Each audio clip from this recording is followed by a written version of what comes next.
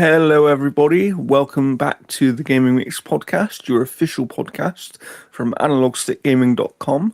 Of course, if you don't know me by now, my name is Jordan, one of the co-owners. Apparently, our name tags don't want to appear today for some reason.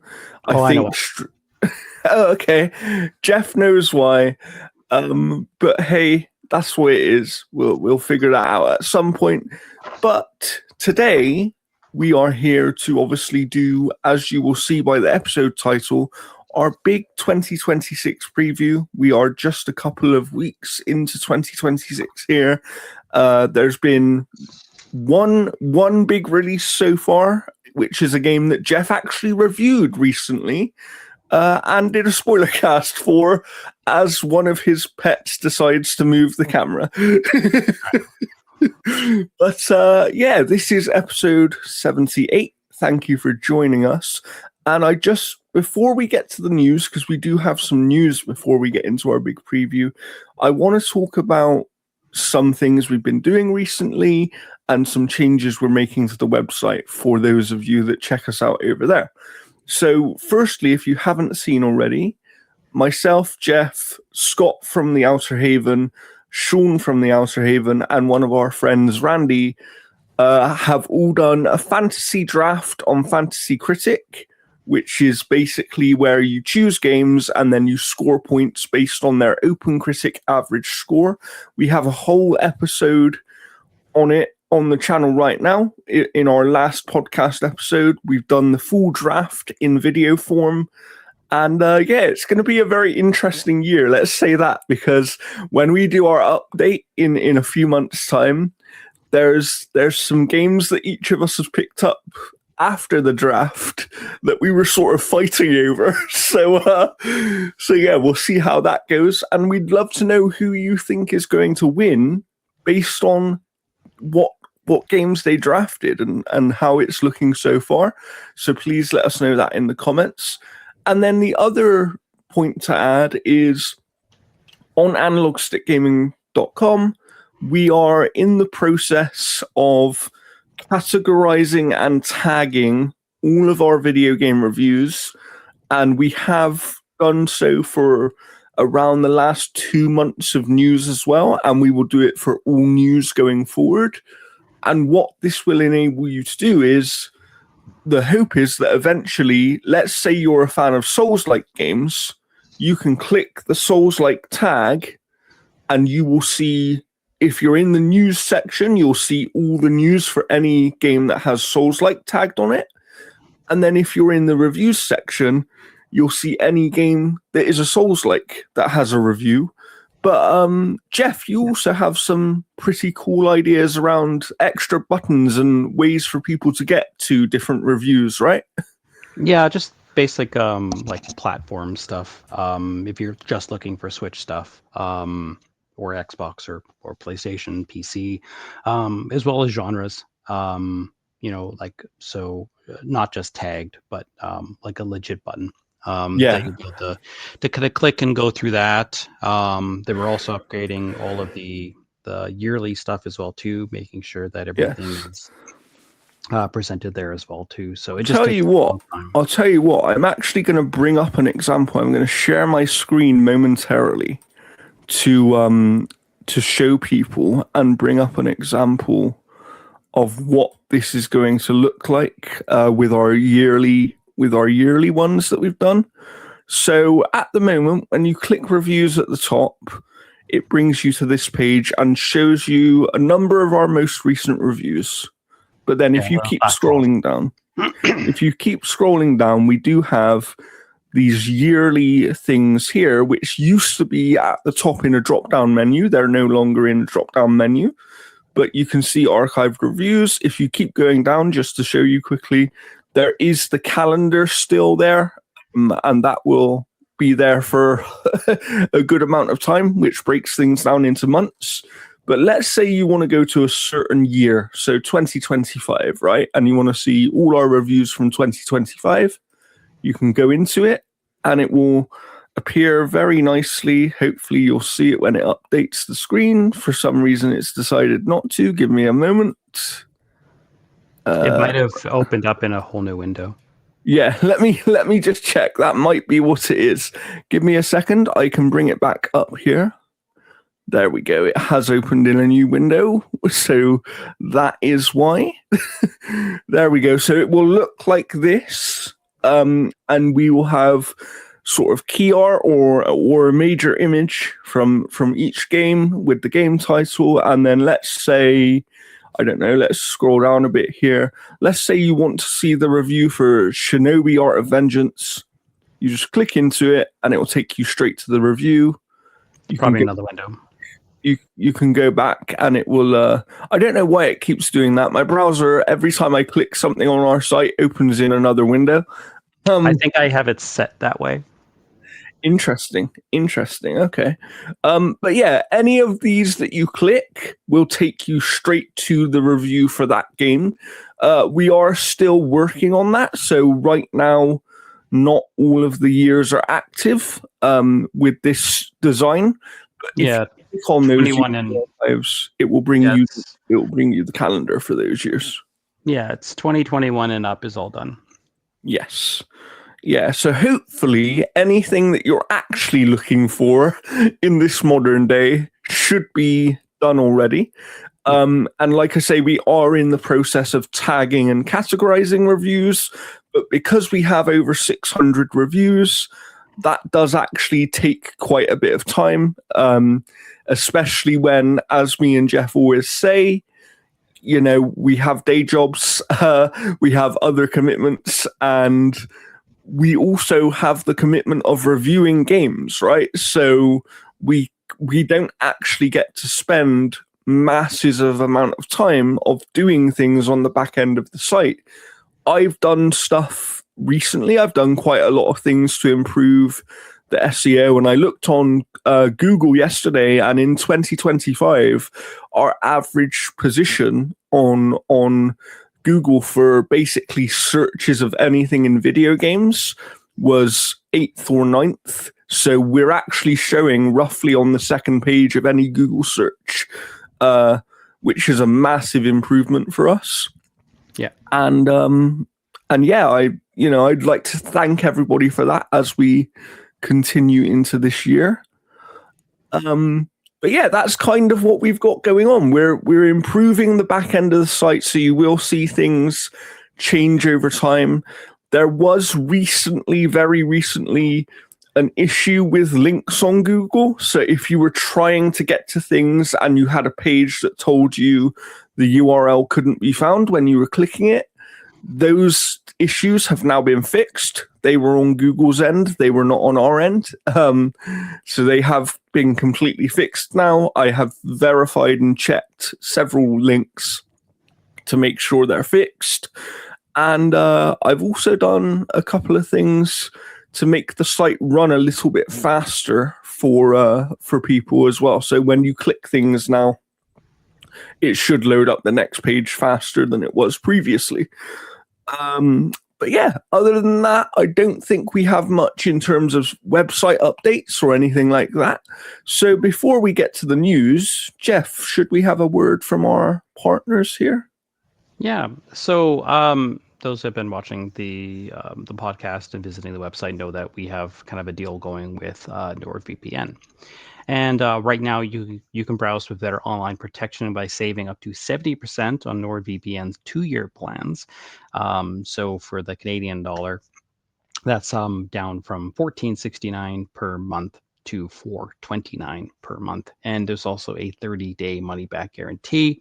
NordVPN will allow you to kind of browse kind of anonymously on the internet, whether it's switching to a completely different country so that you can take advantage of maybe, I don't know, Belgium's Netflix. Or the WWE network. or that. And yeah, so definitely take a look at nordvpn.com/analogstickgaming and start saving and browsing safely today. Yes, thank you for our partners, NordVPN. We'd love you to check them out. But now before we get to our main topic of the show, we do have some news stories to go through. This year has been slightly light on news so far. Yeah. But but there are definitely things starting to crop up, and I think we'll be getting much more news in the coming weeks. So should we go through some of the news? Where are we starting today, Jeff? I'm just going to start right from the front, and of course it wants to open it up in Opera. Fantastic. Opera's been updated. Did you know that? I did Alrighty. not. Well, apparently, there we go. We now have an exclusive. All right, so new Hellblade. That's more of a game, reportedly in the works, as Ninja Theory is no longer working on Project Mara. Xbox studio Ninja Theory is working on a third major Hellblade game, as a new report has suggested, but this time with more interactive elements. 2 Hellblade titles have released to date, featuring Celtic warrior Senua in battles against monsters and her own mental health. Both have been widely praised for their visuals and stories, those have caught flack for prioritizing cinematography over gameplay. A new third Hellblade title in development, and Ninja Theory will respond to that criticism by focusing on being more of a game, according to Windows Central editor Jez Corden, speaking on Xbox 2 podcast. At the same time, Corden has stated that Ninja Theory was no longer working on Project Mara, which was an experimental title announced by Microsoft back in 2020. From what I can understand, the next game from Ninja Theory is Hellblade 3, and it's going to be a bit more interactive than Hellblade 1 and 2, says Jez Corden. I don't know what the exact nature of Hellblade 3 is going to be like, if it's going to even be Hellblade 3, but it does sound like it's going to be in the Hellblade universe, and it does sound like they want to make it more of a game, to broaden the appeal to some degree. So this is kind of interesting because, again, like it is... that's one thing that has been criticized by a lot of audiences, even people who love the games, even myself included, is that generally when you have a game that is very cinematic, a lot of people say it's just kind of like a walking movie. I mean, Sony's stuff has been criticized the same way. Yeah, but definitely. This one here is like a lot of people feel like it is literally just like playing a movie. I mean, the combat itself is very interactive, but I could see them turning it into a almost like a Devil May Cry-ish, because again, this is the team that made DMC. It is, yeah, that's true. I think a lot of people forget that, right? Yeah. So I mean, you could essentially have something similar to that, where maybe it's more even like a Souls game, but not a Souls game. Like it kind of has like a bit more going on with combat. Maybe they'll add some aspect of like crafting and outfits and a variety of different things. But I think the big surprise here is that Project Mara has been canceled, and that team has been shuffled on to whatever else. Kind of. So it is a surprise because obviously that was announced quite some time ago. But I will say that I always got the impression that felt like more of a proof of concept for something they wanted to do. Yeah. And I think that maybe Project Mara was about them testing different things and trying to do something, and potentially it's been cancelled because it's just not coming together in the way that they want, right? Like, we have no details on why that cancellation has happened. It could have been less of a game. Yeah, precisely. So, but I think that, I'm somewhat conflicted on this news about Hellblade, the next Hellblade game, because I actually didn't have that same criticism as a lot of other people, because I do think that the slower pace and the kind of less of a focus on what you might call traditional gameplay, but still having gameplay in there, like the combat and some puzzle solving elements, I think was a good mix, and it allowed for really high-end cinematic storytelling. Well, you can still have the cinematic storytelling. I think it's just that when you take it away from the constant presence during the gameplay, you could essentially flesh out something more. this may not even be Hellblade 3. This could be like Hellblade, the blah blah blah Chronicles. You know, Yeah, like, they could call it something else, right? And therefore they could make it a slightly different game. But yeah, I'm intrigued to see. I like Ninja Theory as a studio, so it could be based on that one guy that joins you from Hellblade 2. You know, oh yes, it could be actually. Yeah, you know, like That's there's a there's good point. there's lots of things that they can kind of play around with and stuff. Yeah. But yeah, it's hard to And say, also but the other thing is if they end up doing a game that's actually quite different in terms of the gameplay of it, they can almost have it be like a subtitle spin-off type thing, and be something completely different if they wanted to. You know, we have yeah, like seen they could. franchises I do mean, they that could before. even make like almost like a Diablo looking kind of Hellblade game as well too. That would actually be really cool. Yeah. That would be really cool. I would be excited for that. But anyway, what else do we have in the news today? Sure. Sorry, I have to use my trackpad because this little headset has a little dongle and it's taking my Yes, mouse Jeff's away. previous headset got destroyed. Let's just say that. Yeah, it was a chew toy. All right. It's official. BioWare has now pulled the plug on live service failure, Anthem. Anthem, the failed attempt at a live service game by Mass Effect and Dragon Age developer BioWare, is now offline for good. This morning, shortly after 10 a.m., this was back on January 12th, Anthem's remaining players reported seeing the game servers blink out of existence, rendering the game fully unplayable forever. BioWare has not given a specific time for when Anthem's switch off would occur, but instead only indicated that the game would remain offline until today, January 12th, before its removal. A small cluster of fans have been tracking Anthem's final hours, and a few dozen have been playing the game on Twitch to see out its final moments. At around 10:30 Pacific, its game players reported suddenly getting booted as the plug was pulled. After warnings of a connection problem, players were left sitting and back on Anthem's startup screen, showing the game's logo and its characters now left to forever tinker with their armored javelin suits, which will never fly again. Of all the dead live games, this is the one of the most painful, as the game was so very close to greatness, wrote Anthem fan Marcel Hattem on Twitter. Great core gameplay with fun combat and flying, an intriguing world with great customization, freelancer signing off. Damn, wanted to get in a few more hours before the closure, wrote one fan, Regis, via BioWare's Discord, who said they'd only given Anthem a try this month after learning it was shutting down. Got to play the game for just over a week, but it already leaves a hole in my chest. Anthem launched in February of 2019 to lukewarm reviews. The game sold more than 5 million copies, but failed to meet EA's own internal targets, set after a long and troubled development. Despite some effort to further update and improve the game, also known as Anthem Next, cited a need to prioritize Dragon Age The Veilguard, which launched in 2024 to its own set of mixed feedback. Yeah, so this, I never got a chance to dive back in to play it before it dropped off, but I loved Anthem. I thought the game was absolutely fantastic. I really enjoyed playing it. It sucks being like there are efforts for fans to kind of create private servers, like through mods and a variety of different tools.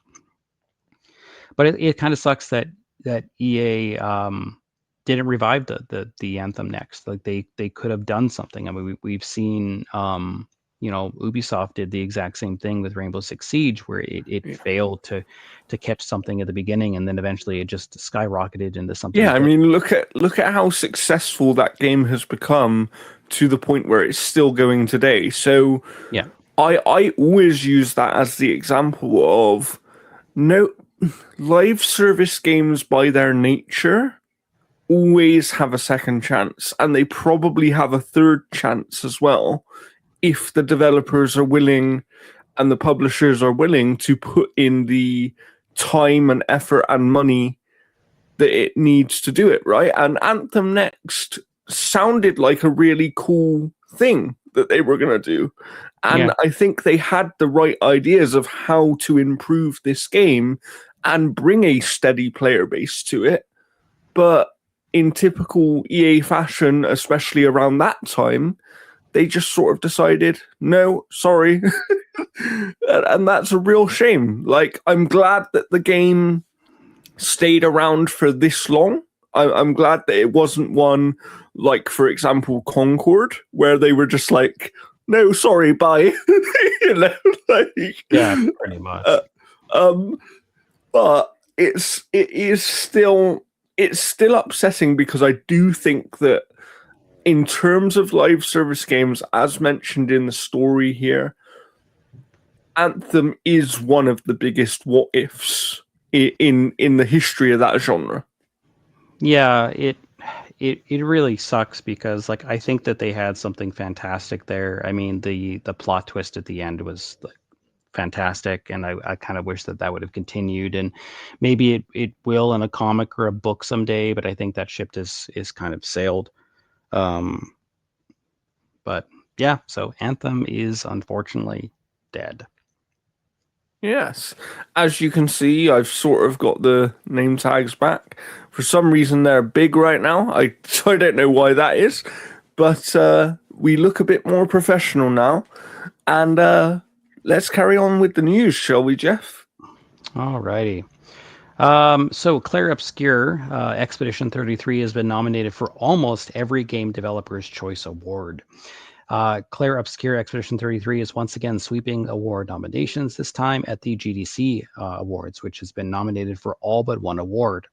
The organization announced its nominees for the GDC Awards today, with Claire Obscure 33 garnering the most by far, 8 award nominations out of 9 possible awards, including Game of the Year. The only award it did not receive a nomination for was the Social Impact Award. In fact, the few games were present in quite a few categories this year. Ghost of Yotai received 5 nominations and an honorable mention, and Blueprints and Donkey Kong Bonanza came away with 4 nominations apiece. The Game Developers Choice Awards will take place on March 12th at the Game Developers Conference in San Francisco. Unlike previous years, the Independent Games Festival Awards, which usually takes place on the same day prior to the GDC Awards ceremony, will now take place the day before on March 11th. So this is like another kind of massive pull for them to kind of like bring, even more awards. I mean, they've got to have a massive awards cabinet now at their studio. It's got to be huge. A whole room, I would think. Yeah, it's pretty much like, hey guys, we're gonna need 3 people to like take layoffs so we can use your office for the awards. But yeah, like it's absolutely deserving too. Like that game is phenomenal. It's won tons of Game of the Years. I mean, it won our Game of the Year. It did win our Game of the Year, and of course, you can still see all of our 2025 Game Awards on the website right now. So please go and do that. Definitely do it. Alrighty. What do we have next? Well, I'm just gonna get rid of these little ad pop-ups here. Speaking of layoffs, Ubisoft hits The Division and Avatar studio Massive Entertainment with layoffs.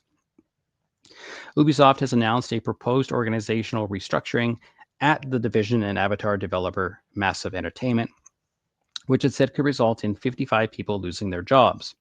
A proposed restructure affects Massive's Malmo, or I don't even know how to pronounce that. It's got that little line on it, and Stockholm Studios, and follows the completion of a voluntary leave program launched last year and a finalized long-term roadmap, which Ubisoft says has provided clearer visibility with the structure and capacity required to support 2 studios' work and sustainably over time. Massive's focus will be going forward will be the Division franchise, including the development of a 3rd game and continued support for the 2nd, as well as a Snowdrop engine and Ubisoft Connect. The Division 3 was announced in 2023, but nothing from the game has been shown publicly. Recently, executive producer Julian Garrity claimed that Division 3 will have as big of an impact as Division 1.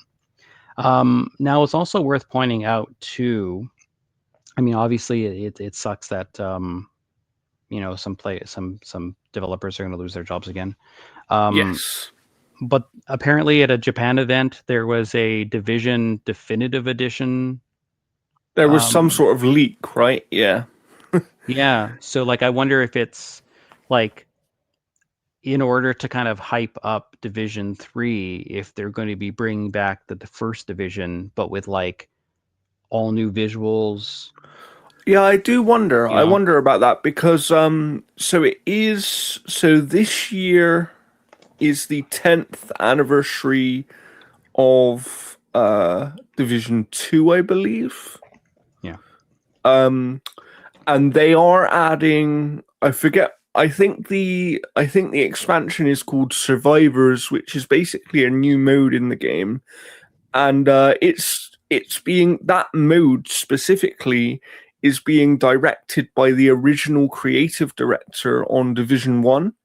So I wonder whether he may also have had some input on this definitive edition for the division should it exist. And I do think, you know, you can go over to the Outer Haven where I speak about the fact that Julian Garrity recently got interviewed as part of the New Game Plus showcase, and he does mention the Division 3 and he talks about all the Division updates that they're bringing to the second game. He doesn't mention a Division Definitive Edition, but he does talk kindly about the original Division game, which does make me think that maybe they are doing something with this. And let's be honest, that first Division game is more groundbreaking than people realize. Like, What? so it would be interesting to see if it comes back and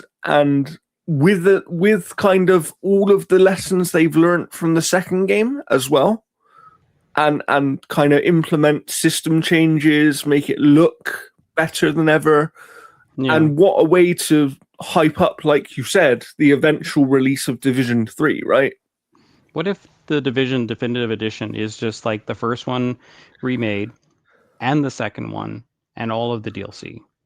That would be cool. That would be a hell of a package. What I will say though is if they do re-release the first game, I will absolutely be playing it because the first game I put quite some time into. I played about 80, 90 hours, but on the second game, I played like 300 plus hours, and I would still go back and play it now.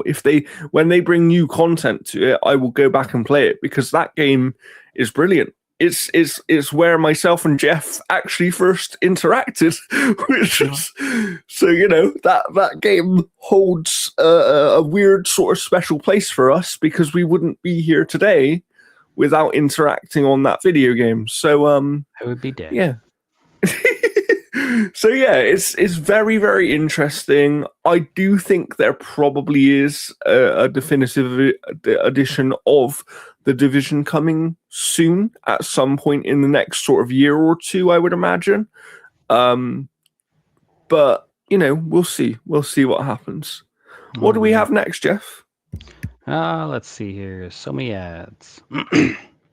It wasn't our decision, Baldur's Gate 3 boss explains, of a lack of a Switch 2 version. Baldur's Gate 3 developer Larian has suggested that any potential Nintendo Switch 2 port of the critically acclaimed RPG is out of its hands. The Game of the Year winning RPG is already available on PC, PlayStation 5, and Xbox Series X and X consoles, but many fans have been asking for a Nintendo Switch 2 version which will allow them to play on the go with Joy-Con controllers. In a Reddit AMA held on Friday, Larian CEO Sven Vink, whatever, was asked if Baldur's Gate 3 would ever come to Switch 2, and if it's even technically possible considering the size of the RPG. Vinke indicated that any future port was down to Baldur's Gate 3 and Dungeons and Dragons owner Wizards of the Coast, which it has since parted company with for its next big game, Divinity. We would have loved to bring Baldur's Gate 3 to Nintendo Switch 2, but it wasn't our decision to make. Well, Vinka comments don't rule out that Wizards of the Coast is putting its own Baldur's Gate 3 Switch 2 port. This reportedly isn't happening. According to noted insider Nate the Hate, as of late last year, a Nintendo version isn't in the works. While Larian would love to bring Baldur's Gate 3 to Nintendo Switch 2, the relationship with Hasbro and Wizards of the Coast is not healthy. That's interesting, that last quote, that their relationship with Wizards of the Coast is not healthy. I agree. That's strange. It makes you wonder what's happened there. Because seemingly, Baldur's Gate 3 is one of the most successful games in recent memory. Yeah, So why is that relationship bad? I wonder. The only thing that I can think of is that maybe Larian was given an ultimatum: make Baldur's Gate 4, or you'll never touch the property again. Wow, can you imagine? That would be crazy, and that would be a massive shame if that is what happened. That's like the only thing I can think of, is that that maybe Hasbro expected them to go on to Baldur's Gate 4, and I don't know. I mean, yeah, it's weird. I mean, look, it took a long time for them to get to Baldur's Gate 3, let's be honest. So, I don't... That might have happened. That conversation or something similar might have happened. But I don't see that being a long-standing thing. Like, I wouldn't be surprised if this relationship, unless something really catastrophic has happened that we don't know about, I wouldn't be surprised if after the next Affinity game, if this relationship gets repaired and then they do eventually go on to work on a Baldur's Gate 4. But, we'll see. We'll see what happens. But it is a real shame if that is the case, that these companies have really kind of soured on each other and aren't going to work together anymore. That would be a massive shame. Yeah, I mean, there's lots of studios that produce like Baldur's Gate 3 style turn-based RPGs, so I could see Hasbro kind of leading into those guys to create the next one. But yeah, I mean, it'll be interesting, and if maybe they'll go to In Exile. Oh, they're too busy. It'll probably be the people that made like oh god, what was that game? I can't remember of it. Something Kingmaker or whatever. Oh, I know the one you mean. I can't think of the name, but I know the game that you mean. But let us know. If you know what that game is, let us know in the comments. And Jeff, what do we have up next on the news? The next thing is the upcoming Xbox Developer Direct will feature a currently unannounced fourth game. The digital event, which will stream on Thursday, January 22nd, will have new looks at Forza Horizon 6, Fable, and the new game from Pokemon developer Game Freak, Beast of Reincarnation. Now, it's claimed that the show won't only feature 3 games, but according to a leaker, the show will feature a secret 4th game. VGZ can collaborate this and understands that a 4th game is a smaller scale original game from one of Xbox Studios' first-party developers. The 4th title will round off a event mainly focused on Xbox's first-party games planned for 2026, which is Forza Horizon 6, which was announced last year and will take place in Japan, and will release on Xbox and PC before eventually coming to PlayStation 5. Fable was announced in 2020 as part of Xbox's Game Showcase. The game, which is a reboot of Lionhead RPG series, doesn't currently have a release date, but it's understood that the game is also in development for PlayStation 5. The Xbox Direct will also include a first in-depth look at Beast of Reincarnation, the new game from Game Freak. Game Freak is undoubtedly known as the developer for the Pokemon series of RPGs, but this will be kind of a big change for them, considering that most of the time their games have been... I mean, I remember that when this got announced... Showpieces. Yeah, when this got announced during the Xbox showcase, I believe, this year in 2025, we were all sort of like, Game Freak on an Xbox show? It was just really weird. It was like... Yeah. Well, I mean, there's also like leaks that Forza Horizon's going to hit in May. Yes, so there has been a leak about that. Apparently through early pop-up in Forza Horizon 5, basically saying pre-order the game. The leak does suggest May the 19th for the standard edition, and then 4 days early for the premium edition of the game. take that with a grain of salt. But because I haven't been able to recreate seeing that pop up, but they may have removed it very quickly. So Yeah. if this was something that someone actually saw in the game, it probably is real. That's what I would say. I do want to mention as well, and this is something to take with a massive grain of salt. But there's a leaker online that you may or may not have heard of, and his name is something like Extas or Extias, and he is a Spanish leaker, and he has a fairly good track record. And he has posted today that there may actually be up to 6 games in the Developer Direct. So there could be even more than this 4th game. I can confirm that there is a 4th game, and I know what it is. And you can find it very easily. You can find out what it is. But yeah, it's that definitely is going to happen. So there's definitely at least one surprise game here, and I wouldn't be shocked if that smaller scale game is a shadow drop potentially, for them to have like a little, oh, here it's out today, go and play it,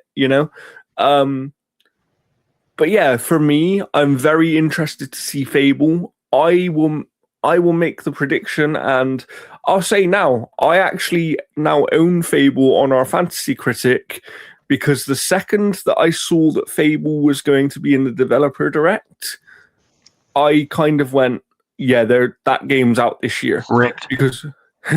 Because I don't think they would be showing it in the Developer Direct if it wasn't out this year. I think that if we look historically back at the other Developer Directs, I don't think they've ever shown a game at a Developer Direct in January that hasn't released in the same calendar year. So therefore, I do think Fable will release this year. I am surprised that they haven't held it till the summer showcase, because that makes me think that potentially Fable might be releasing before the summer as well. Like, we'll see. We'll see what happens with that. Although, one interesting point of note on Fable in particular, head of Xbox Studios, Craig Duncan, recently did an interview where he did confirm the long-rumored detail that it wasn't Xbox who put Playground Games onto the Fable IP. It was actually the studio themselves who asked to work on the IP. And I think that that's a good sign, because that means that we had a lot of people at that studio who clearly, Fable coming from Lionhead originally, being a British studio, having a very British humor tone to it. I think that Playground, clearly being another British studio, went, oh yeah, that's something that we can relate to and we are fans of. And the fact that they wanted to work on it, I think only bodes well for the potential success of this game, right? And hopefully we will actually see gameplay in this developer direct. I'd like to see some gameplay of Fable. That would be nice. But as for news, do we have anything left here, Jeff? We got one last thing, and I'm just bringing it up now.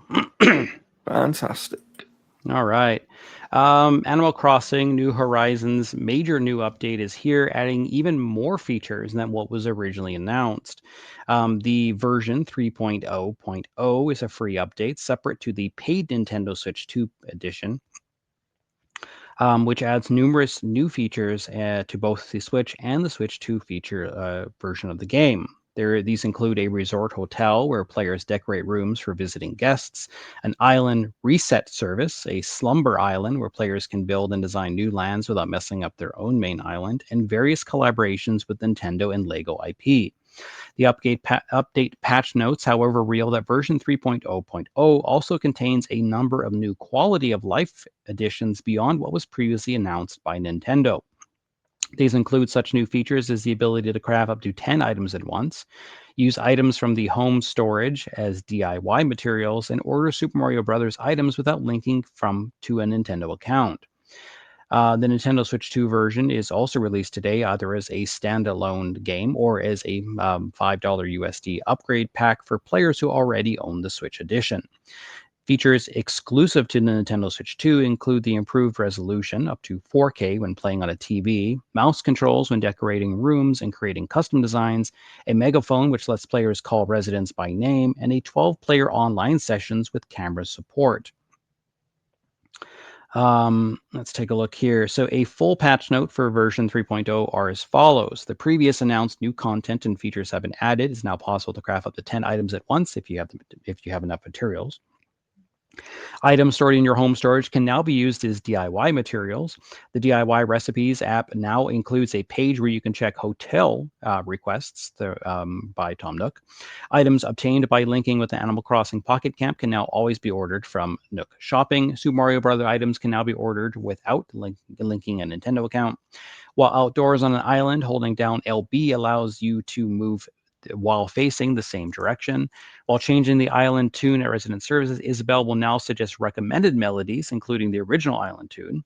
When changing the island flag at Resident Services, you can now revert it to the original design. You can now purchase up to 50 customizable kits from Nook's Cranny. Several items, including snowflakes, can now be sold at a drop-off box. You will receive a pearl every time you give a scallop to Pascal. You can now ask Leaf to remove weeds that are more than 30 or more weeds on your island. The fee for asking Leaf to remove feeds has been reduced. New tips have been added to the Life 101 app. Additional Nook Mile tasks have been added alongside new features. The order of some collaboration events have been upgraded. The other adjustments and corrections were made to the gameplay experience. Switch 2 fixed an issue with a startup sound for Nook Shopping on the smartphone would not play correctly. Nook Link added new articles to the Island newspaper, and the catalog now supports new items version the 3.0. So there's a lot of stuff that they've added to this. Rebecca's playing it right now. She's been playing Animal Crossing nonstop. Well, my partner Letitia also has over 1,000 hours in the game, so she'll be very happy when I tell her about this update. The only update thing that I honestly wanted is something that doesn't appear to be here, and that is a much easier way for residents to enter your island. Instead of the ding, ding, ding, and you're watching them like soar over and then blah, blah, blah, and if someone leaves, it's like ding, ding, ding. Like that was such a nuisance. If you want that, play Dinkum. That's what I say.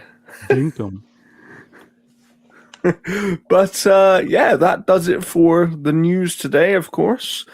And now we will spend the next hour in our main topic of our big 2026 preview, where we're going to go through not every single release, because there would probably be too many. We'd be here all day.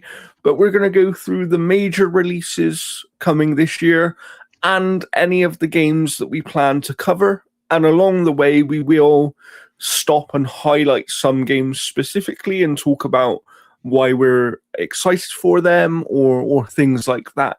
So where do we want to start here, Jeff? Well, I've got the page loaded up here, and we'll just kind of go through January and see if anything kind of stands out. Rebecca right now is playing Quarantine Zone, The Last Check. She's been really liking that as well, too. That's basically almost like Papers, Please, but more of a zombie type of thing. Yeah, and that is actually released now, so you can play that on PC. Yeah. We've got on January 20th, we've got Mio, Memories in Orbit. This was that gorgeous looking Metroidvania game. We're definitely going to have coverage on that. Yes. And then let's take a look here. So we've also we also have Trails, which released yesterday at the time of recording. Go and read Jeff's review because it's a very good one. And we have a spoiler cast with Scott Adams, and you should go and check that out as well. Yeah. Then we've also got Code Vein 2, which is going to be releasing on January 30th. This game looks fantastic, aside from the fact that they've stripped the co-op out of it. There is still like a co-op nature with the companion system that's integrated into how the game functions. But the fact that they got rid of the co-op is one thing where I was really excited for this game. I'm Yeah. less excited now. I'd agree with you on that. I was actually, based on what I've seen of this game, I was excited for this game, and I still am. Like, I would Yeah. like to play it, but I'm definitely less excited with a lack of co-op option. That's annoying. There is one other game in January that I wanted to highlight, and it's a game called High Guard, which you may remember got revealed at the Game Awards. Oh And yeah, it's people loved it. They were like, "This is the best ending, like one more thing that we've ever seen." There was no yeah. complaints at all. It was so strange. It's this. I think this proved the point that you probably shouldn't end on a one more thing from a brand new studio that's also a brand new IP. Like that just doesn't get people hyped. But to me, High Guard is interesting because it's coming from former developers over at Respawn on what is their shooting game? I forget it. I used to play it all the time. What was their battle royale game, Jeff? What was it called? Apex Legends. That was it. So it's former Apex Legends developers, and this one looks more like a high fantasy kind of spin on things. And it has a few more hero shooter sort of elements. It's going to be interesting. It's free to play, and it does come out on January the 26th. I will be covering it at the Outer Haven, so you can check that out. But yeah, if you're into FPS games, this one's free to play. It's going to be on PlayStation and on PC. So maybe that's worth checking out as well on January the 26th. On Xbox? I don't believe so. Here, at least on this page that we have, it only lists PS5 and PC. All right, which is definitely not playing interesting. that. Alrighty. Yeah, so hitting into, I mean, there's another game that's coming out that I'm going to be covering. It's called I Hate This Place. Definitely check out the trailer for what a name for a game, can I just say? It's brilliant. It's basically for people that ever worked at Best Buy. All right, so February, we're looking at Dragon Quest VII Reimagined. This looks gorgeous. Yeah, and we hope to have coverage of that. We hope to. We'll see what happens, but that's coming very early in February, actually, February the 5th. And for anyone who's played the Dragon Quest series and the recent games, you may remember they've done the 1+2 HD 2D and also Dragon Quest 3 HD 2D. Dragon Quest 7 Reimagined looks to be quite different in the sense that they're not going for the HD 2D style in terms of the art direction. No, I think it looks better. Like you look at some of the enemies and stuff, because there's a demo out. There is, yes. And the enemies just look, they look like actual 3D models of the artwork. Yeah, I agree. Like they look fantastic. They almost have that like Nintendo charm to them. Yeah, and as Jeff said, you can go and check out the demo right now, and the game comes out in just a few weeks' time. So, yeah, we hope to have coverage for that. So keep an eye on the website, and you never know what might pop up. Yeah. But we also have literally the day after, so February 5th for Dragon Quest VII Reimagined, February 6th, Neo 3. Okay, this is a major sequel to a beloved franchise. I can say that we're trying to get code for it. Whether we will or have or not, who knows? Well, I will be covering it at some point. So if we don't get code ahead of launch, I'll just be picking it up. Yes. Then we've also got coming out a little bit after is Romeo is a Dead Man. This is like the next game by Grasshopper. So it's like that Travis Touchdown kind of like vibe to it. Very strange, weird things and stuff like that. So we'll definitely be taking a look at that if I can get code for it, just because like the No More Heroes franchise, I just didn't care for it. The last one I played, and it was on Switch, and it ran so poorly. It looked awful. But hopefully this one here will be what we want from it. We've also got Mario Tennis Fever, which kind of coming out of nowhere. Mario releasing more of these sports games that just kind of have really no lead up. Yeah, it's strange, right? It's almost like they've got like 10 sports games in their back pocket and they go, here you go, have one. And it's supposed to have the biggest roster of any Mario sports game. That's cool. As well too. That's cool. Then we've got surprisingly High on Life 2. Which I think has taken people by surprise that it's coming so soon, because we knew it existed. Or even coming at all, because the guy that was on there was allegations and he was dropped from the studio. Very true, very true. So he isn't involved in this game, so I think that's important to say. But that game is coming on February the 13th. Also on February the 13th, there is a game coming that I'm quite interested in, and I believe Jeff is as well. And that is Reanimal from the team behind Little Nightmares 1 and 2. I think I'll have time for it. That's the only problem. Like, I'll probably end up checking it out later.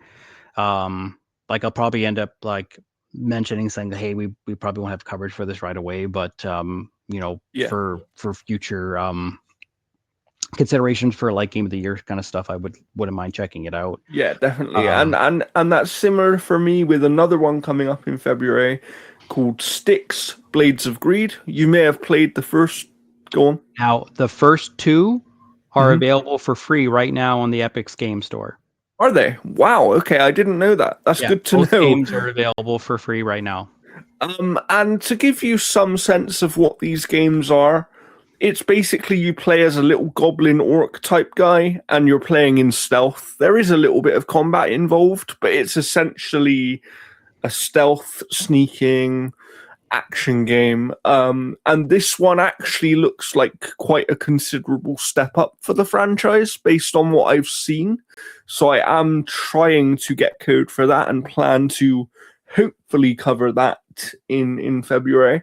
There is a game coming in February that isn't on this list, which is interesting. Maybe they just forgot it. And that is Yakuza Kiwami 3 and Dark Ties, which is coming in some date on February. I'm not sure of the exact date right now off the top of my head, but it's early February. I'm gonna try and get code for that, because I've never played Kiwami 3. I've actually never even played Kiwami 2. Wow. Yeah, I wouldn't mind trying that, because I think I can certainly try and get you a code. I should be getting a code because I'm also currently down to cover that one for the Outer Haven. So I will hopefully have coverage of it, but hopefully we can get Jeff a code as well, and he'll be able to cover it over here. We've also got the re-release in Ys X Proud Nordics, which is kind of the revamped version of Ys Nordics. So we'll see how that goes. I've requested code for that, and that studio is usually really good for us. We also got Resident Evil Requiem, which is going to be hitting the end of February. We just had. I really hope that we can get at least one code for that. That would be nice. So we'll take a look and see what we can get there on that one. Either way, I'll be buying the game for sure. Yeah, like I'll be picking up the game at some point. It's one of those where, depending on my money situation at the time, I may be able to pick it up day one, but I may not. So we'll see what happens. And one of either me or Jeff will review it for us here at Analog Stick Gaming. I'm currently down as the lead reviewer for it, but we'll see what happens on. If I can't pick it up at the time and Jeff is able to, then Jeff will probably take it. But we'll see what happens. All right, going into March here, we've got the remake of Fatal Frame 2. That looks like a really, really solid remake. The character models looks fantastic. Crimson Desert's also going to be hitting March 19th. That is the kind of like single player RPG that's made by the Black Desert kind of team and whatnot. It looks like potentially one of the most ambitious open world games ever. I have, of course, played it. I got to preview it for the Outer Haven, so you can go and check that out. But the more and more they speak about this game, I'm realizing some of the stuff you can do in this game is nuts. There's like mechs in this game, there's dragons, there's magic. They really seem like they're trying to create a game where two people can play it and have a vastly different gameplay experience. Mm-hmm. So I'm really interested to see how that one turns out, because I think it could be a special game if it actually launches in a relatively polished state, because with this kind of game you never know. You never know. All right, so going into April, obviously we have like the Diablo Lord of Hatred expansion that's going to be hitting April 28th. We've got the Invisible Versus fighting game on April 30th. Saros is going to be hitting April 30th, so we're going to try and get coverage for that for sure. Yeah. And then I'm going to try and get coverage for Pragmata, which is on April 24th, which is the new Capcom IP. And there is a demo for that, which you can play, at least on Steam. It may also be on consoles, but there is a demo available on Steam that you can play for Pragmata. It is quite good, actually. It's not what I expected, but it is quite interesting. So I would recommend checking out the demo. And then we get to May, which holds arguably my most anticipated game at the moment. Of course, being 007 First Light, from the IO Interactive team, the team behind the Hitman franchise. And this is their first thing outside of Hitman in a really, really long time. But I personally think it's a perfect fit of this IP and that team. Yeah, I don't know. Based on the gameplay that I saw, like I'm still excited for it, but I mean, I just don't want it to be Hitman with a skin. Yeah, I think understand that's that the worst thing the concern. studio could do. Yeah, I agree. I understand that concern. I do think, from what I've seen, it seems like they're definitely using Hitman as the core starting point for the gameplay. You can see that. But I do think they seem to have made some core changes. For example, Bond can actually bluff his way out of situations, whereas Agent 47 isn't able to do that. And in combat, Bond seems a lot more capable because obviously Agent 47 is supposed to be stealthy, right? Whereas that's not always going to be possible when you're playing as James Bond. And therefore, I think they've improved the combat side of things quite significantly. But obviously, we won't know until we actually get hands on it. That was originally coming in March, but it's now coming on May the 27th. So mark your calendars for that one. And then for Lego game enthusiasts, there is another game in May, which is Lego Batman Legacy of the Dark Knight, which, in my opinion, looks like potentially one of the best Lego games that there's been. So yeah, I'm quite interested in this one, and we hope to have some coverage of it. Our colleague James is hoping to cover that because he, over the last month, has actually been playing every Lego game ever made. So he's in a uniquely strong position to review that one, I would say. But what else do we have coming this year, Jeff? So confirmed release dates, we've got Phantom Blade Zero, which is going to be September 9th. We've got the November release of Grand Theft Auto 6. That is if it sticks to its November release date. Yes. But other than that, we've got a whole bunch of games that are just undated. Games that just don't have something concurrent. I mean, this could be due to the Grand Theft Auto release date. Yeah, it could. It very well could. Like, for example, I see Beast of Reincarnation on here. We know that that's showing up at the Developer Direct, as we mentioned earlier. I wouldn't be shocked if we get a release date or at least a release window for that game during that Developer Direct. What else do we have? I'm just scrolling down the list here. Control Resonant, of course, is coming this year. I'm very excited for that game. Yeah. And doesn't have a date yet, but we'll see. Yeah. Directive 8020. We've got that guy going on there. Fable, obviously, as well, too. Yes. Fire Emblem Fortune's Weave for Switch 2. I'm also playing, what is it, Lost Eidolons, which is like a Fire Emblem style game. Nice. And it's quite good.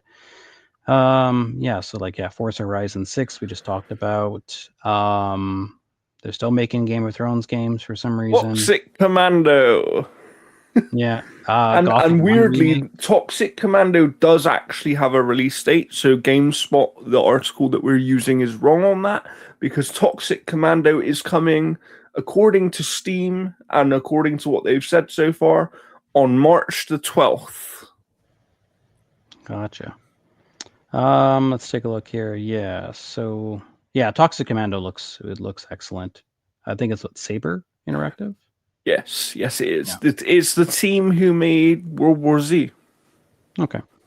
And then we've got, I see Lords of the Fallen 2 on here. Just looking at that too. Yeah.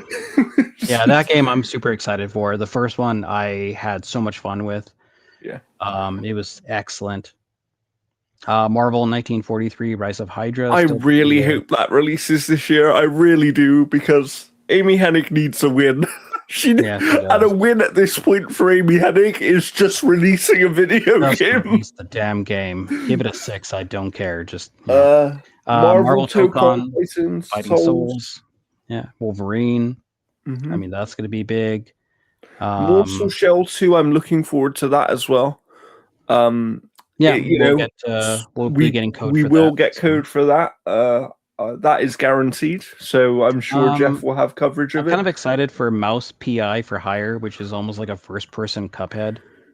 Yeah, it's basically Mickey Mouse, and they couldn't get the IP. That's what it feels like to me. Onimusha Way of the Sword, which should be excellent. That'll be returned to that franchise as well. Absolutely. Orbitalis looks fantastic for Switch 2. Outworld 2, I'm almost tempted to try because I heard the first one was kind of good, but I just didn't have the time to kind of put into it. We've of course got the Prince of Persia: Sands of Time remake that we know is coming at some point this year. Like, that's been confirmed by Ubisoft. It just doesn't have a full release date yet. Let's see. Residence: Plague Tale Legacy. So this is the next Plague Tale game. Yes. Yeah. I was going to make a joke, but then that would have spoiled the ending of the second one. Yeah, don't do that. Don't do that. Scott Pilgrim EX, I'm super excited for because that's like a brand new Scott Pilgrim game that plays just like the old one. We've also got, let's take a look here. Another Starship Troopers game, Ultimate Bug War. If you've seen the commercials, they got Rico doing the commercials there. We got Duskbloods on Switch 2 as well, which is the game that's exclusive to Switch 2 from Software. And also we've got the Blood of Dawnwalker, which I'm personally looking forward to, which is the RPG from former Witcher and Cyberpunk developers at a new studio called Rebel Wolves. We actually recently put some news up for that one on the website. Sinking City 2, I'm super excited for because I love the first one. I just have to research more into this to find out whether or not it's actually the developer or the publisher, because there was a lot of chaos between the two. So interesting. If you ever played the remastered version of the Sinking City or whatever, that was by the publisher, not the developer, because that developer left and made other things. So if this is by the developer, I'll be excited for it. If it's by the publisher, I'll be less excited for it. Yeah, and then Tomb Raider, of course. Tomb Raider, Legacy of Atlantis, which is essentially a reboot of the 1997 original game before we get some sort of sequel next year in 2027. But, I'm excited for anything when Crystal Dynamics is involved. Like, I would have loved to play that Perfect Dark game, but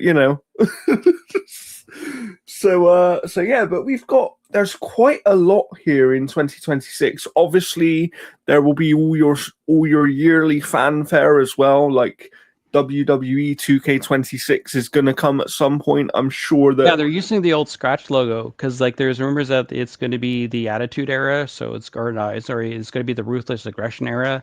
Yeah, and then apparently CM Punk is going to be the focus of the career mode. I mean, that wouldn't shock me because obviously CM Punk had a massive return and is one of the biggest superstars of that generation. So they can certainly do a good sort of career mode / showcase mode with him.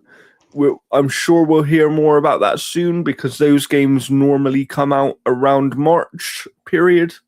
And I'm sure that should we be able to get code, one of us or our team member James will have coverage of that because we all like wrestling. so yeah, we'll see what happens there. And then we have Yoshi and the Mysterious Book. And according to GameSpot, that's kind of it. But I'm gonna just check our list here to see if there's anything we didn't mention. Pokemon Pokepia is on March the 5th. We have also got.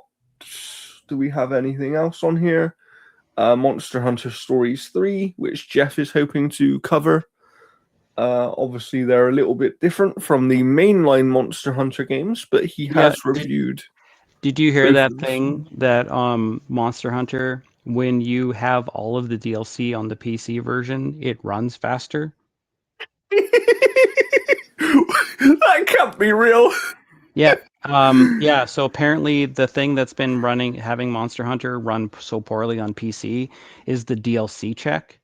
So when you remove the DLC check, it basically runs almost 3 times better. Oh, wow. Okay, wow. Yeah.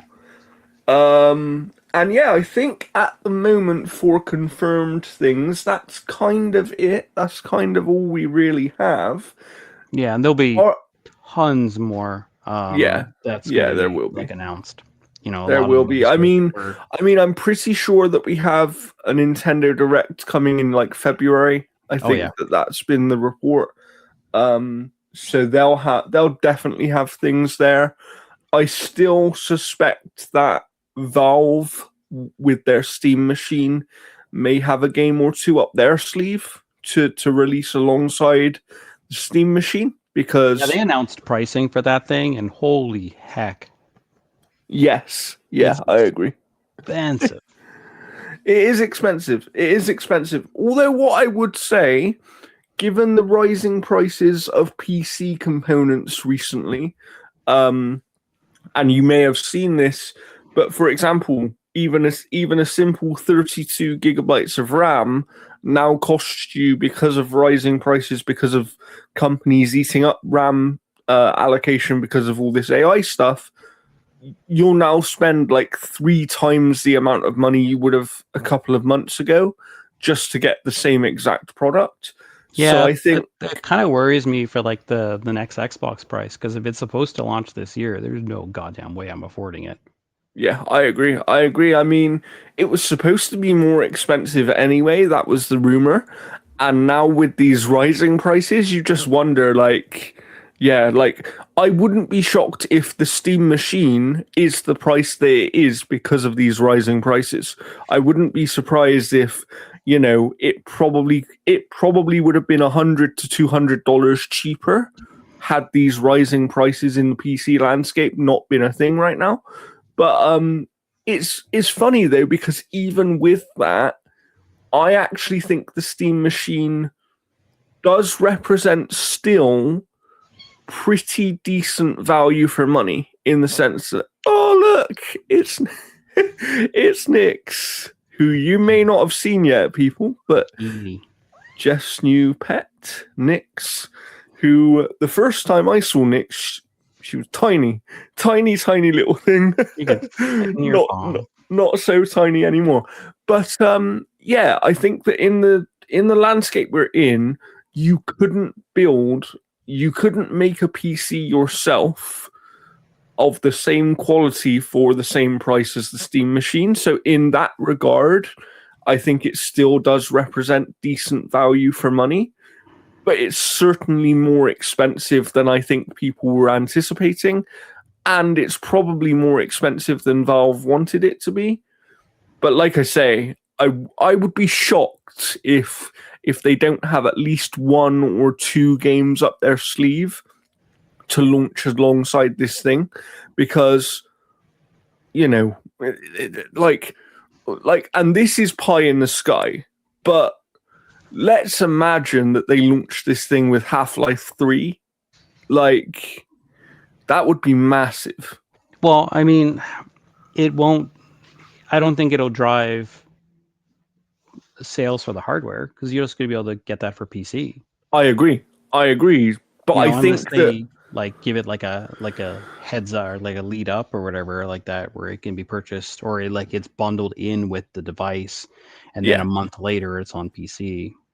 Yeah, I can see that. Yeah, it would be interesting to see, but I genuinely would be shocked if they don't have anything, because I believe that Valve's last full release was Half-Life Alyx, right? And that came out, what, 4 years ago, something like that.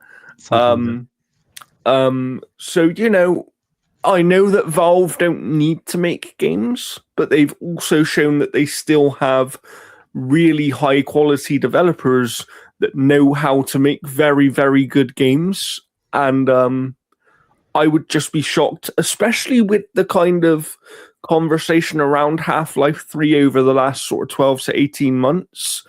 It does sound like there are people out there that know the game exists.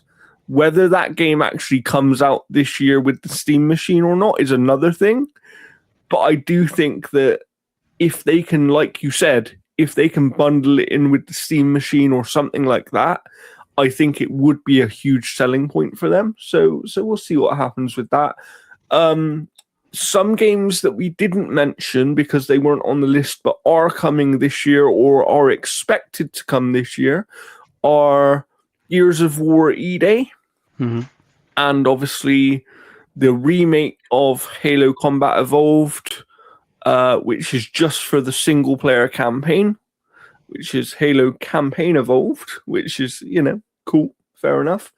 And then, I think the Xbox will probably have a couple of other things as well this year that we don't know about yet, or that we don't know are coming this year. For example, I wonder whether Clockwork Revolution could be a game that's coming this year from inXile, because the last time they showed that, they said in due time.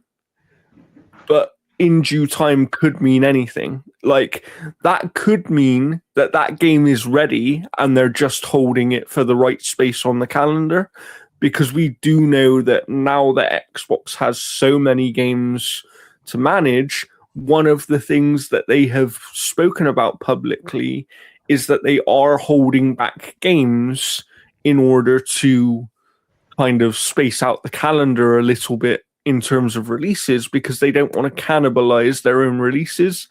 Obviously, if GTA comes out in November, I also think, as you mentioned, Jeff, there's probably a lot of games right now waiting to see. A lot of games right now are going to wait until at least May to see if GTA gets delayed. Because if GTA is going to be delayed, it will be delayed by the end of May, I would imagine, because of financial years and things like that, and the way that financial years work. I think that if they're going to delay it out of this year, they will want to delay it by the end of May. And once people have a more concrete idea on whether it's coming this year or not, I think we'll start to see a lot of release dates pop up. Because there was a report recently, I don't know if you saw it, Jeff. I think it was Jason Schreier who said that PlayStation is effectively treating GTA almost as if it's a first-party game, in the sense that the reason they aren't giving dates for a lot of their first-party stuff right now is because they want to leave room for GTA to have GTA time,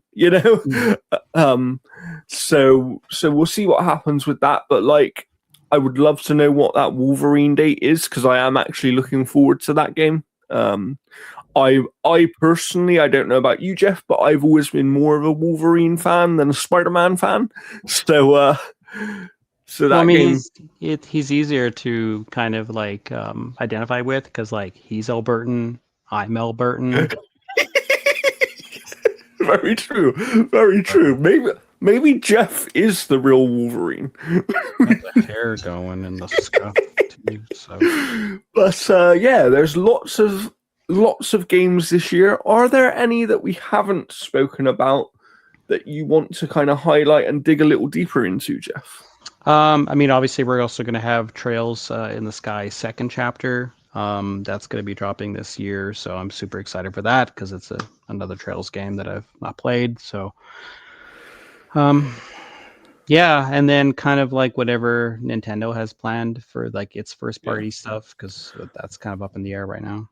Yeah, because no one knows what they've got, right? Like, I took a risk and picked up unannounced Mario 3D platformer and that's very unlikely.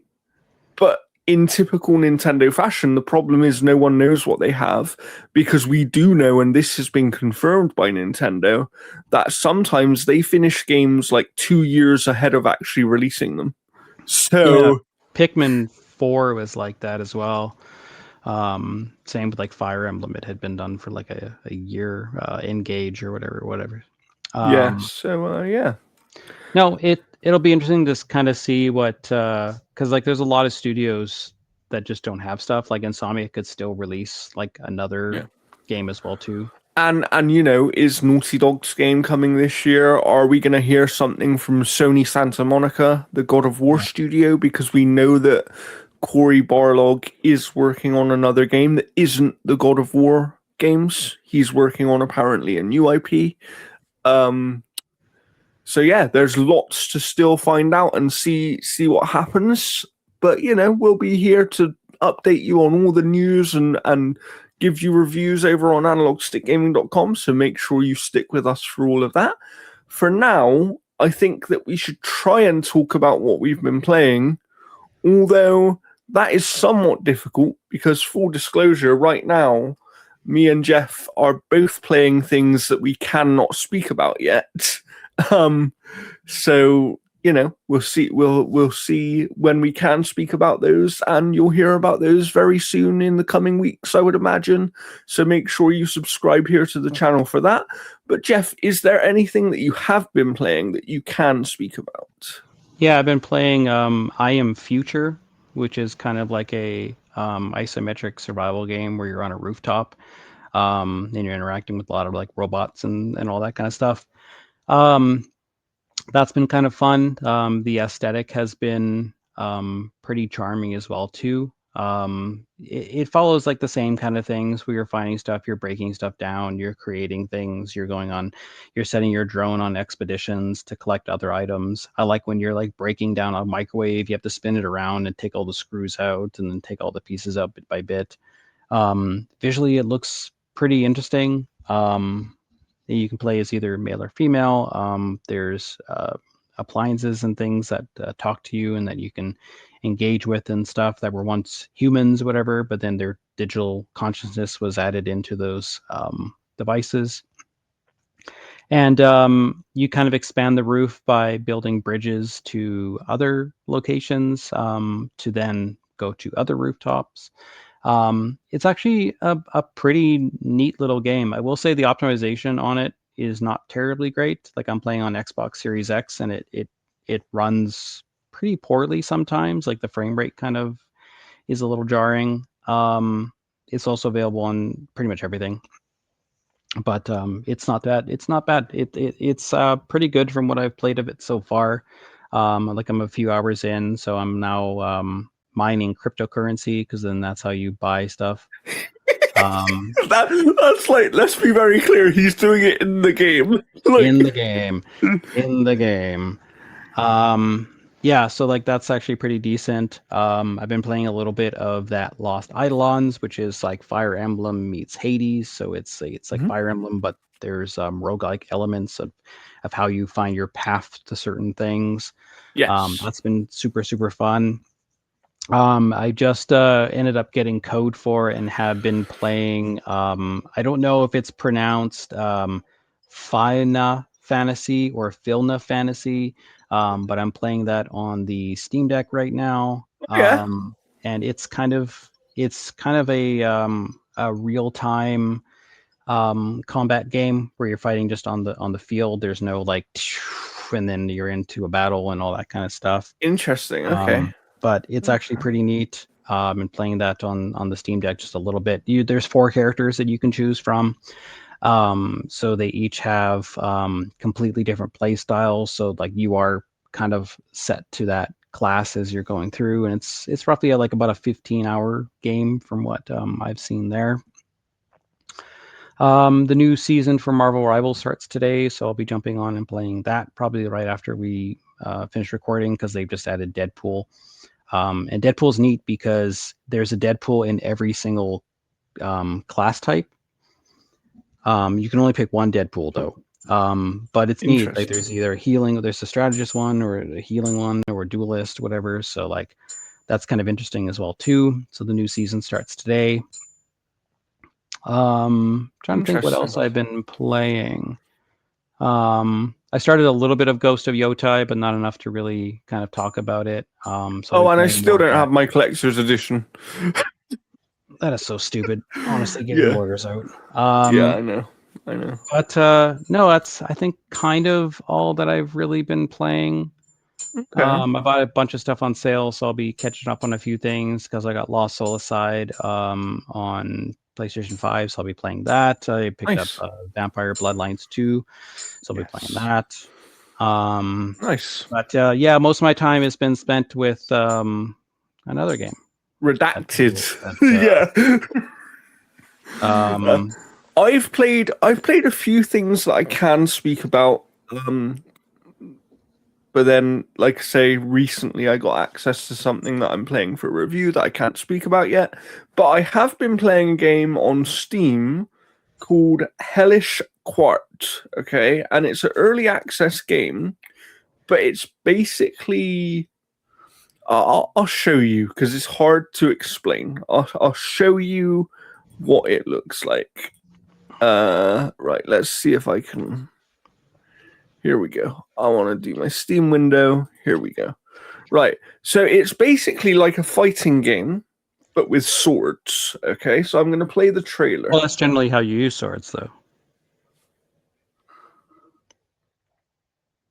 Okay. And it's so you would think For Honor, but it doesn't function like For Honor. It functions more like a traditional fighting game where you're using the face buttons to basically attack top left, top right, bottom left. But each you know what this looks like to me though? This looks like somebody just made this with mod tools on Kingdom Come Deliverance 2. Interesting. But yeah, it's still in early access. They're building on it. There is a story mode that you can play through as well, which I haven't done yet, but there's also like ranked leaderboards online. Each character does play significantly differently because they have different ways in which they attack, even on the same inputs, right? So there are certain matchups that are harder or more easy depending on who you are and who you're fighting against. They have recently added a first-person mode as well. So the game is still in development, but it's really fun, and I've been playing it for like an hour every day. So I really do recommend it. And then the other thing I've been playing is a game. I will find it for you now. It's called Slots and Daggers. I don't know if you've heard of this one, Jeff. But I actually think you would like this game. I will show it to you now. It's basically like, I don't even really know what genre they call it here. So it's kind of roguelike, I suppose, in the sense that you are playing on a slot machine, okay? But every time you beat one of these bosses, based on the attacks and the shields and things that you can get, you go to a shop where you can choose new items to add to your slot machine or upgrade your existing items. And depending on what you roll, you might attack, you might be able to heal yourself, or you might get some shields, okay? And some of these are active attacks where you have to time a button press to make the most of them. And some of them are more passive things where the attack happens and you like poison the enemy and damage them on the next go and things like that. You can get buffs from like every time you spin and you get a certain item, it respins the whole slot machine. It's really quite interesting, and you go through these increasingly difficult levels. Like as you clear each stage, you go through these increasingly difficult levels. Some of the enemies will actually take your coins that you earn for in the shop. So like they'll take like 5 coins off of you every couple of turns. And they all have different attack patterns and different ways in which they can attack you. And then just like any good roguelike, through each run, you earn poker chips, which you can use to upgrade basically these mods that you can see on the bottom of the machine there, where you kind of, so like over here it will be, here they are, and you basically add to them and they give you passive buffs like more health or regenerating your health between rounds and things like that. So as you play more rounds, the game becomes easier but also more difficult because you'll be progressing through the various stages. And it's really, really fun. I don't know if it's on any other platforms right now, but you can play it on PC, and I believe it's Steam Deck verified. And it is, yeah, as you can see there, Steam Deck verified. And I would really recommend it. Right now in the UK, you can get it as part of a bundle for £6.12. And that comes with Clover Pit as well. So, you know. So yeah, I would recommend trying it out if you're a fan of roguelikes, things like Vampire Survivors, that kind of roguelike. This isn't the same gameplay as that, but it's the same systems. And yeah, I really, really would recommend it. It's good fun. Other than that, I mostly haven't been playing anything that I can talk about yet, I don't think. Let me just have a quick one last look through my games here. Yeah, I haven't really been playing anything. I picked up the whole Monster Hunter franchise on PC recently, because I had some of them on PC anyway, but I picked up even the Monster Hunter Stories games, and I've got Monster Hunter Rise as well. So at some point this year, when I actually have free time, I'm going to work my way through those eventually. And yeah, mostly, like I said, the majority of my time has been spent on a game that we can't talk about yet. And then I also have another game that I'm playing that I can't speak about yet, that Jeff has not yet played, but I am trying to get him access to as well. So we'll see how that goes. But before we sign off here from this episode, Jeff, is there anything that we need to kind of call out or share with the people? As we hear banter running around. Is champion now, so that'll be going SmackDown tonight. Yes. Seeing the first era of Drew McIntyre being champ. But no, that's pretty much it. Okay, yeah. I mean, we'll keep you updated, obviously, with WWE as well, if you like wrestling here, because the Royal Rumble is coming up in just a few short weeks. You know, not too far away now. On a very different time zone timing for those of you in North America. So we'll see how you deal with that. But yeah, I'm sure we'll speak about that soon. And then as we head into February, we will, of course, be having much more coverage of games. This has been a little bit of a slow start to the year because most places only started back at work like a week ago. And therefore, there's not much news yet. We will have coverage on the website of the Xbox Developer Direct, which is in 6 days' time at the time of recording. That's on the 22nd of January at 6 p.m. UK time, which is 1 p.m. Eastern, and that would be 10 a.m. Pacific time, and I believe 11 a.m. for Jeff. Yeah, I'll watch it when I get home. So Jeff will watch it when he gets home. I will try and have some of the news up on the site as soon as the show has finished, if I'm available. I mean, time zones are weird, so I can't always. This is why we're not always able to cover things in the way that we would like. But we'll do our best. We'll definitely have coverage on site. There's Banter. He is definitely big these days. And yeah, he destroyed the headset. That's what I'm going to say. He was like, "You don't do that podcast anymore." So, but I think that does it for this 78th episode of the Gaming Mix podcast. But actually, no. I'm going to give you one more update and plead for your support to our website if you don't check out our website. And that is because we have recently applied to be part of Metacritic.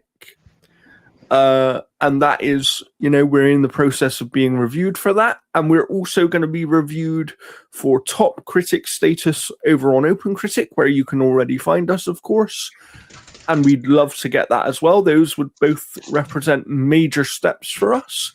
And one way you could help us in our application for those things is please visit the site as much as possible, but in particular, our game reviews. Because for those websites, the game review traffic matters, and the quality of our reviews, the amount of reviews we have at Embargo, things like that all matter.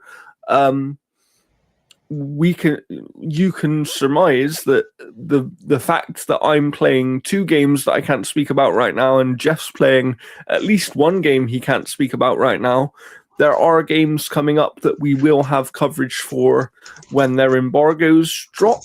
So make sure you're checking out the site for those. Maybe bookmark analogstickgaming.com in your web browser that hopefully isn't Opera, because it doesn't want to work for Jeff. But yeah, we will see you very soon. Thank you for tuning in. And for now, it's a goodbye. See you guys.